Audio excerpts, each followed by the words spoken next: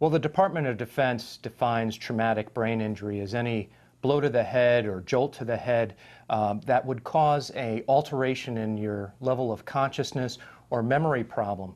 And that can be from a variety of causes: a fall, a motor vehicle collision, an injury within a sporting event, a blast in the military. So there are a number of causes. And one also has to think about the continuum of traumatic brain injuries. From the mild traumatic brain injury, also known as concussion, we also have moderate and severe traumatic brain injuries. I think that brain injuries are prevalent among this population because we're dealing with a population that volunteered to defend and to protect our nation. So a lot of these individuals, they might be thrill seekers. And when you're doing the thrill seeking, you come back from deployment, you come back from combat, and maybe you have a sense of invincibility. So you're going out and you're getting on your dirt bike, or you're jumping on a horse, or maybe you're skydiving. But because you're back home, your guard's a little bit left down when it comes to safety features. When we're in the military and we're on missions, we've got our seatbelt on, we're wearing our helmets. We come home and maybe we're not as apt to wear our seatbelt or to put a helmet on when we're doing something that we don't feel needs that much protection. So DVBIC launched the Ahead for the Future initiative to bring to light the the issues of traumatic brain injuries, to let them know that recognizing that you have a problem can lead to a very successful lifetime. It's also to let them know that this isn't the end of the world. It might be the new you. You might have some mood issues or maybe some lingering effects from the traumatic brain injury, but through proper treatment, the great course of action can lead you to a successful life thereafter. So I thought that bringing my message to let them know that I've made a full recovery and having multiple traumatic brain injuries, that a successful life is possible. Well, some of the most common causes of the military are some that perhaps the viewers may not think of. In the press, you hear about blast injuries and military personnel. What we've found over the past 15 plus years, the 330,000 service members who've sustained a traumatic brain injury, the vast majority are diagnosed in the at-home or in garrison setting, so not in the deployed setting.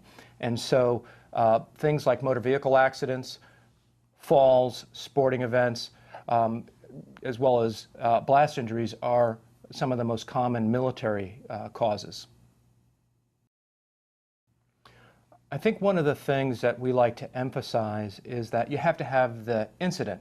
So you have to have a incident in which your head was hit by a blunt object or in a blast, and then you might have symptoms like headache, visual problems, hearing problems, memory issues, and maybe even some behavioral problems. So I was in a vehicle, we were off-roading. I was unrestrained, so I did not have my safety belt on. We hit a bump, and then I went right into the windshield. Now, because I went into the windshield, my head was laced open, and they could see the blood that was coming out of there, so I immediately went to the hospital. Well, when I went to the hospital and told them my mechanism of injury, that I had hit a windshield, they warned me about the possibility of having a concussion. So because they were concerned about the concussion, and because I had a period of time where I was unconscious, they put me on a temporary profile, if you will, so that made that I wasn't going to be doing high-risk behaviors. I wasn't going to be involved in anything that could quite possibly give me another concussion. And the reason for that is because we don't want to have one concussion on top of another one.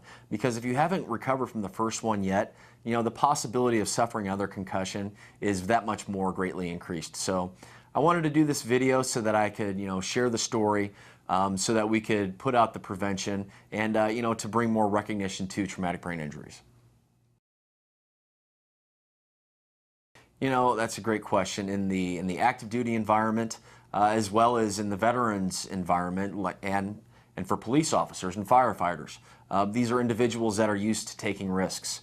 They're used to putting themselves in harm's way so that they can save other individuals. Now, if you take somebody who has that mentality, we'll coin the phrase the barrel-chested freedom fighter, he's used to leading the way. He's used to protecting things. Now, when he sustains an injury, he doesn't want to think of the possibility that he's not going to be able to do that, that maybe he may be considered as weak.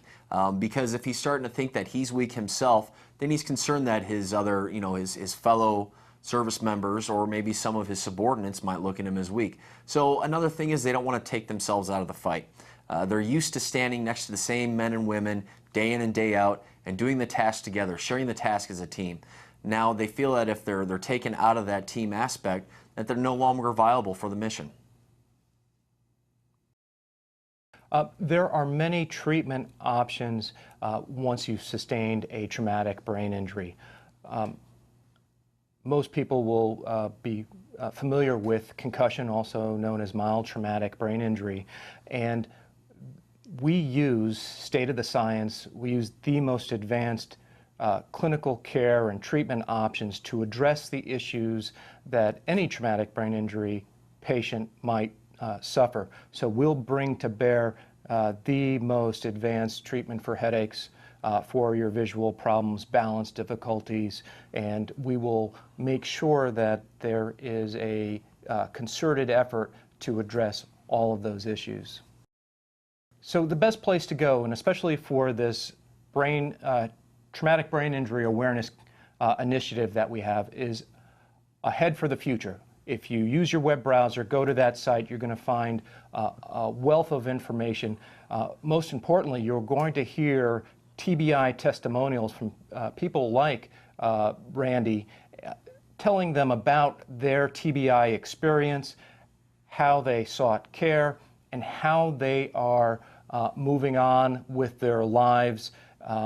I think they're very compelling stories, and I really do believe that if people go to that website, it will hasten them to consider prevention, but if they should have a traumatic brain injury, to ensure that they seek out treatment as soon as possible, get evaluated, and if they get the diagnosis, get the treatment that gets them onto the road to recovery.